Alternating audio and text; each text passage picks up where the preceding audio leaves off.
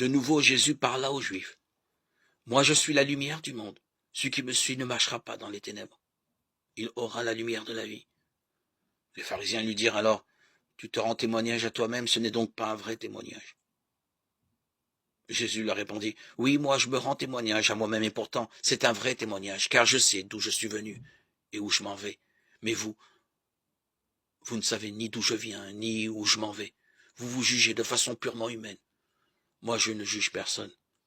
Et s'il m'arrive de juger, mon jugement est vrai, parce que je ne suis pas seul. J'ai avec moi le Père qui m'a envoyé. Or il est écrit dans votre loi que s'il y a 2 témoins, c'est un vrai témoignage. Moi je me rends témoignage à moi-même, et le Père qui m'a envoyé témoigne aussi pour moi. » Les pharisiens lui disaient, « Où est-il ton Père ?»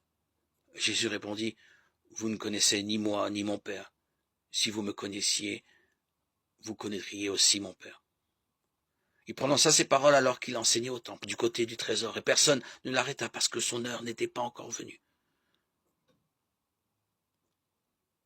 Jean 8,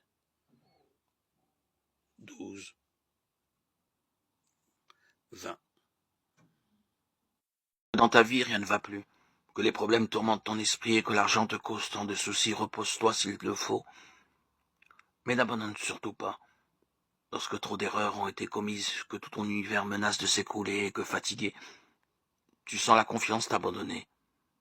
Repose-toi s'il le faut, mais n'abandonne surtout pas. Tu sais, la vie est parfois étrange avec son lot de surprises et d'imprévus. Il ne nous est pas donné de savoir à l'avance combien d'étapes nous devrons franchir, ni combien d'obstacles nous devrons surmonter avant d'atteindre le bonheur, la paix et la réussite. Combien de gens ont malheureusement cessé de lutter, alors qu'il n'aurait peut-être fallu qu'un petit pas de plus pour qu'un échec se transforme en réussite. Et pourtant, un pas à la fois n'est jamais trop difficile.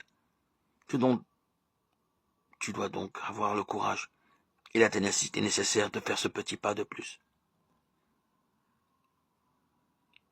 Mais surtout, avant tout, souviens-toi bien de ceci.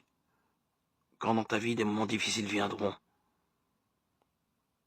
mets ta foi, ton espérance, tes regards dans le Seigneur Jésus-Christ.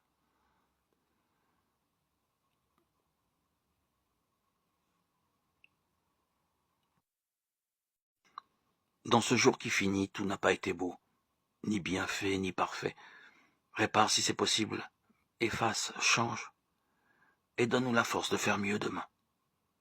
Dans ce jour qui finit, des hommes ont souffert, guéris si c'est possible, diminue le mal ou le chagrin, fais que quelque chose vienne apaiser leur peine, fais que quelqu'un s'en aille les aider, et que cette nuit leur fasse du bien, que tout soit pour ta gloire, au nom précieux et puissant de Jésus-Christ. Le Christ est le Fils de Dieu, c'est vrai, mais par toutes ses souffrances, il a appris à obéir. Dieu l'a rendu parfait, alors maintenant, ceux qui obéissent au Christ reçoivent par lui le salut qui dure toujours. Hébreux 5, 8, 9. Vis le jour d'aujourd'hui, Dieu te le donne, il est à toi. Le jour de demain est à Dieu, il ne t'appartient pas. Ne porte pas sur demain le souci d'aujourd'hui, demain est à Dieu, remets-le lui. Le moment présent est une frêle passerelle. Si tu le charges de regrets d'hier et de l'inquiétude de demain, la passerelle va céder et tu vas perdre pied. Le passé, Dieu te le pardonne. L'avenir, Dieu te le donne. Vis-le aujourd'hui, en communion avec lui, ce Dieu de tendresse. S'il y a lieu de t'inquiéter pour un être bien-aimé, regarde-le dans la lumière du Christ ressuscité et comprends que le jour d'aujourd'hui est ta plus grande richesse.